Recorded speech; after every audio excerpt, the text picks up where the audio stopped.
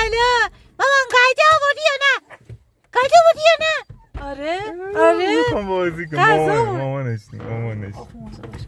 مامانشون بچه مامانشون معرفی میکنم مامانشون. خدا رفته برای بچهش. بیا برات غذا آوردیم. چی آوردیم مامان؟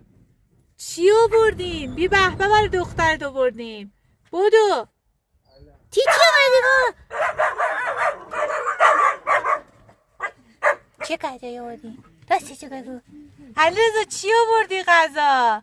گوشت. خدا بچه هم گوشتن. نوش جونتون. مامان یخ زده ها. مامان برو لیست بزن باشو. خدا میگه نازم کن. مامان نوش جونتون. خدا چقدر گوشتن. خدا نوش جونتون. چی میگی برفی؟